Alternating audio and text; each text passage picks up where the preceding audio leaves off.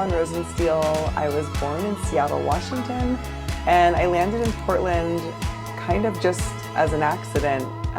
Got my first job in Salem, Oregon, and then realized it didn't feel like a big enough city. There wasn't maybe as much as I wanted in terms of arts and teaching.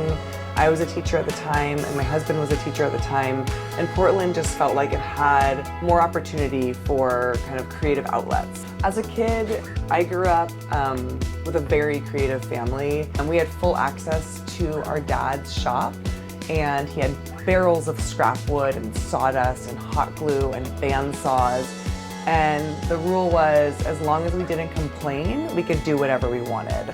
So my brother and I would just go into his shop and just go wild. We would make sculptures, we would burn ourselves with hot glue, but not complain because we didn't want to stop. My mom was also a voracious gardener. She loved to garden, and so there was creativity in the outside as well. And then I think another really big influence in my life was my aunt. She is a painter, and we were really able to go into her studio and see kind of the life of an artist, like a working artist. As a kid, I was able to take risks and be creative and kind of jump outside the box because there were all these people that were curious and interested around me. And I think that curious and creative community kind of holds people and held me.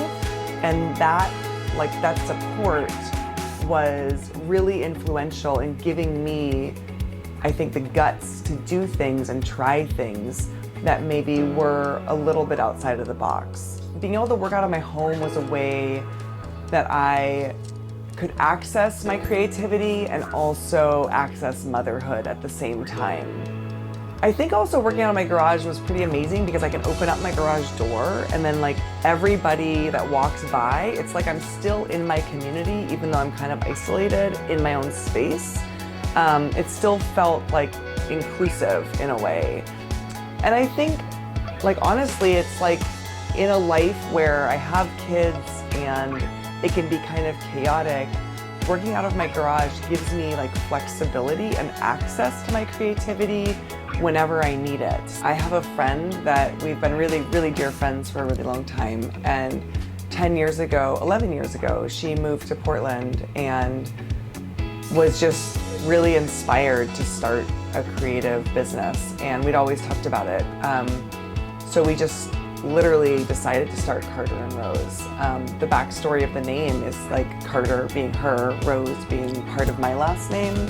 I really want people, when they come into Carter and Rose or shop at Carter and Rose, to feel like they have access to beautiful handmade items. Owning something that is truly handmade is different, it is special, it has a story. And so I think in terms of craft, I love that people can come into Carter and Rose and have access to craft and that it can feel really unique and like one of a kind.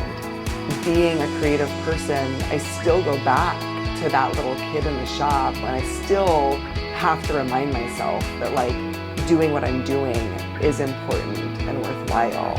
And that's kind of an everyday mantra, even though I think I can like walk around like with confidence.